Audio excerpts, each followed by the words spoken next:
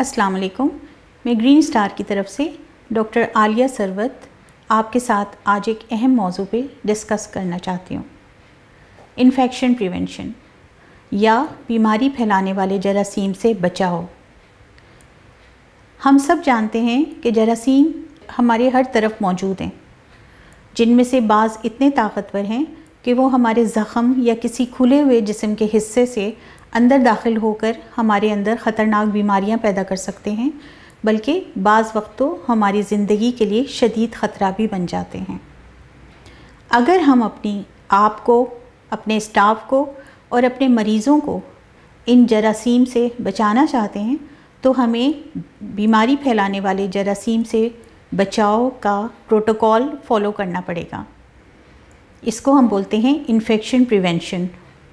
Infection prevention में सबसे important proper hand washing आता है।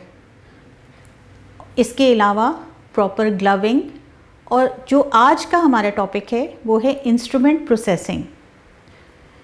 इंस्ट्रूमेंट्स हमारे पास होते हैं स्टेनलेस स्टील से बने हुए होते हैं, और हम जब एक प्रोसीजर करते हैं तो नेक्स्ट मरीज़ पर काम करने से पहले हमारे इंस्ट्रूमेंट्स को मुकम्मल तौर पर साफ़ और जरासीम से पाक होना लाजमी है। इंस्ट्रूमेंट प्रोसेसिंग के तमाम स्टेप्स को फॉलो करने से पहले हमें ये पता होना चाहिए कि हम क्लोरीन वाटर किस तरह बनाएंगे, जो कि तकरीबन 99% जरासीम को मारने की ताकत रखता हो और हमारे जरासीम को वहाँ से ख़त्म करके हमारे इंस्ट्रूमेंट्स को इस काबिल बनाए कि हम महफूज तरीके से अपने दूसरे मरीज़ पर इस्तेमाल कर सकें। अपने इंस्ट्रूमेंट्स को प्रोसेस करने से पहले हमारे पास लाजमी तौर पर क्लोरीन वाटर तैयार होना चाहिए। क्लोरीन वाटर जिस रेशो से बनता है वो मैं आपको बताती हूँ। ब्लीच में 5% सोडियम हाइपोक्लोराइट होता है, जिसको हमने 0.5% क्लोरीन वाटर में जब बदलना होता है तो हम इसको 1:10 की डाइल्यूशन पे इस्तेमाल करते हैं। हमने एक पैमाना लिया,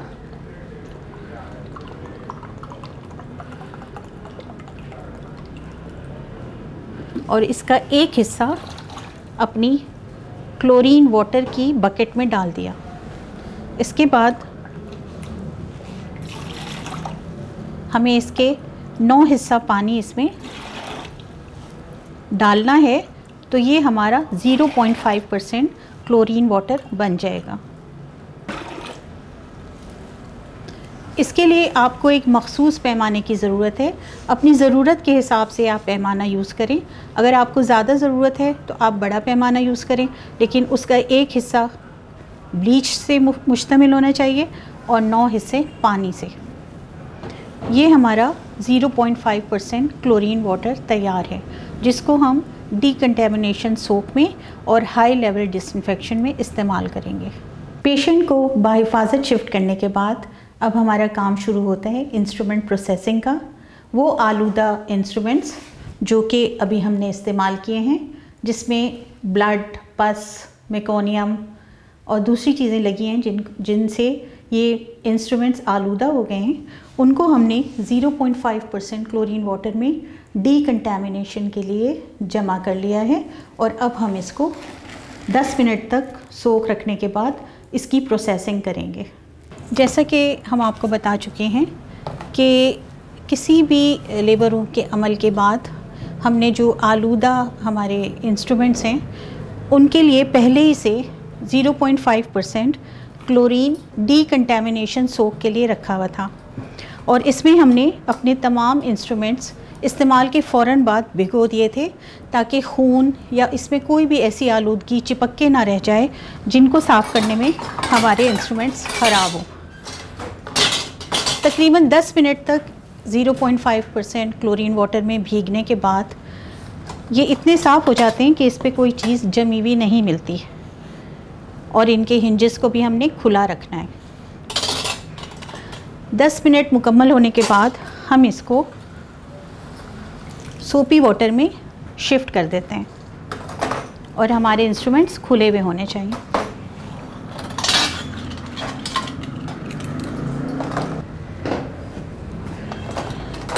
सोपी वाटर पे अगर हमें ज़रूरत पड़ेगी तो हम इसको हल्का सा ब्रश पे लगा सकते हैं और इस पे लगी हुई तमाम आलूदगी को मुकम्मल तौर पर साफ़ करेंगे।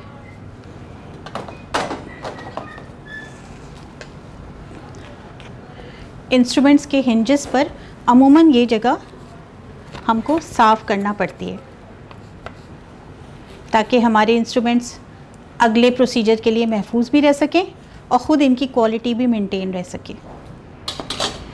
झाग वाले पानी से और ब्रश के मदद से हमने इस पर लगी हुई तमाम आलूदगी को अच्छी तरह साफ़ कर लिया है और इसके बाद हम इसको साफ़ पानी से और खुले पानी से अच्छी तरह धो लेंगे।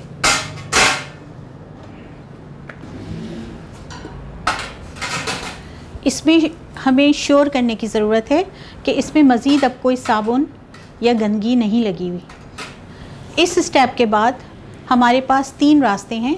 हमें जो भी सूट करता है हम इसको हाई लेवल डिसइंफेक्शन और स्टेरिलाइजेशन इन इंस्ट्रूमेंट्स का हासिल कर सकते हैं। जिस तरह कि आपको पहले बताया, नंबर 1 हम इनको ऑटोक्लेव, जिन लोगों के पास ऑटोक्लेव्स हैं वो इनको ऑटोक्लेव के लिए भेज सकते हैं।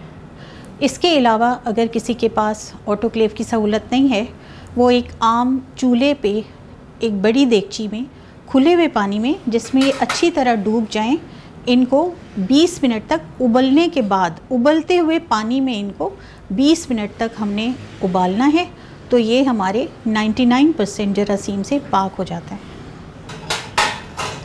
अगर इन दोनों सूरतों के अलावा हमें एक बहुत आसान तरीका है, ये हमने 0.5% क्लोरीन वाटर बना के रखा हुआ है। हम अपने ज़रूरत के मुताबिक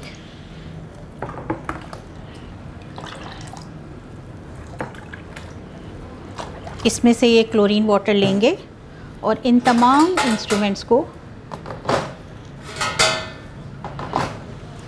ढाँक कर 20 मिनट के लिए रख देंगे और ये हमें वही रिज़ल्ट देगा जो हमारा बॉइलिंग का काम होता है। ये हमारे जरासीम को 99% तक ख़त्म कर देता है।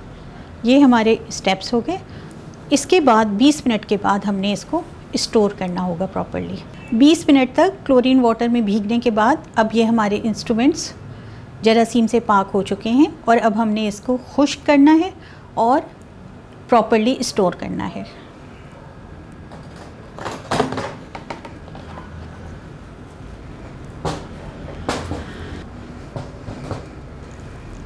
इसको किसी तौलिया से या टिश्यू से साफ़ करने की हरगिज़ कोशिश ना कीजिए, इसको एयर ड्राई होने दीजिए। हम एक लिफाफे की शेप लेंगे,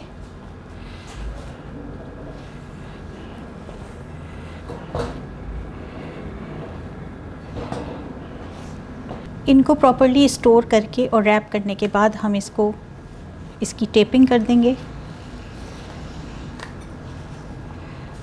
और इस पे इसकी स्टोरेज डेट लिख देंगे और ये हमारा इंस्ट्रूमेंट प्रोसेसिंग का अमल मुकम्मल हो गया। क्या आप जानते हैं कि हेल्थ केयर सेंटर्स रोज़ाना के हिसाब से हज़ारों टन वेस्ट प्रोड्यूस करते हैं, जिसमें से 10 से 25% जो होता है जो बहुत टॉक्सिक होता है और हैज़ार्डस होता है, हम लोगों की सेहत के लिए ख़तरनाक होता है, जबकि 75 से 90% तक नॉन टॉक्सिक या एक डोमेस्टिक या घरेलू कचरे की मानंद होता है। क्लिनिकल प्रैक्टिस में हम 3 तरह के कचरे या वेस्ट जमा करते हैं, जिनमें से एक होता है डोमेस्टिक वेस्ट, जो कि रैपर्स, कप्स, बॉटल्स या दवाइयों के खाली रैपर्स पे मुश्तमिल होता है। ये डोमेस्टिक होता है और इसको हम आम अंदाज में, जिस तरह एक घर का कचरा हम डिस्पोज़ करते हैं, उसी तरह आम म्यूनिसिपल के कूड़ा जमा करने वाले गाड़ी के हवाले कर देते हैं। दूसरे नंबर पर हमारे पास शार्प ऑब्जेक्ट्स होते हैं, जो क्लिनिक पे बहुत ज़्यादा इस्तेमाल की हुई सिरिंजेस, कैन्युलास और एम्प्यूल्स की शक्ल में होता है, जो तेज़ धार होते हैं और आराम से लोगों को नुकसान पहुंचा सकते हैं।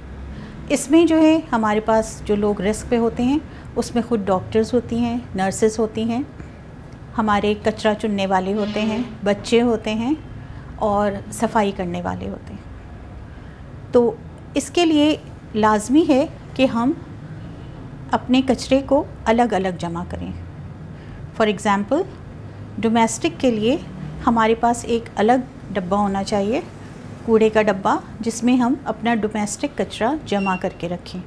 शार्प ऑब्जेक्ट्स के लिए हमारे पास एक इस तरह का गत्ते का डब्बा होना चाहिए जो हमारी नर्सिंग काउंटर के बिल्कुल पास हो और जिसमें हम इस्तेमाल की हुई सिरिंजें बग़ैर रिकैप किए, बग़ैर सुई को मोड़े हुए, और इसमें ख़ास तौर पे ख्याल करना है कि इसको इसमें डालना है, किसी टॉयलेट या फ्लश में नहीं डालना और आम कचरे में नहीं डालना है। इसको हमने शार्प ऑब्जेक्ट्स के साथ एक साथ जमा कर दिया और इसमें जब ये 2/3 भर जाता है तो हम इस डब्बे को एक टीन के डब्बे में रख के आग लगा देते हैं और इसकी जो राख होती है वो ज़मीन में दबा दी जाती है। तीसरे नंबर पर हमारे पास जो सबसे ज़्यादा आलूदा कचरा होता है वो होता है जो इन्फेक्शियस होता है और जो मुश्तमिल होता है प्लेसेंटा से, फीटस के पार्ट से, RPOCs से, बैंडेजेस से, कॉटन स्वॉब से।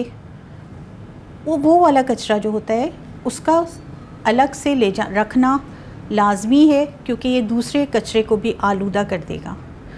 इस कचरे को हमने अलग जमा करना है, जहाँ ये पैदा हो रहा है वहीं इसको अलग करके जमा करना है और इसके बाद इसको किसी महफूज जगह ले जाकर या तो आग लगा देनी है या कोई गड्ढा खोद के उसमें दबा देना होता है। इन तमाम वेस्ट के अलावा हमारे पास लिक्विड वेस्ट भी जमा होता है जो हम बासानी सीवरेज में बहा सकते हैं।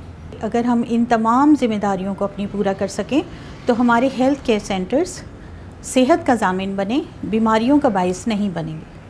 आज के इस तमाम डिस्कशन का मकसद ये था कि आज से हम ज़्यादा ज़िम्मेदारी से इन्फेक्शन प्रिवेंशन के तमाम प्रोटोकॉल्स को फॉलो करते हुए ज़िम्मेदारी के साथ अपने इंस्ट्रूमेंट्स को साफ़ रखेंगे और अपने लिए और अपने आने वाले मरीज़ों के लिए अपने क्लिनिक को ज़्यादा महफूज रख सकते हैं। बहुत शुक्रिया, अपना ख्याल रखिए। अल्लाह हाफ़िज़।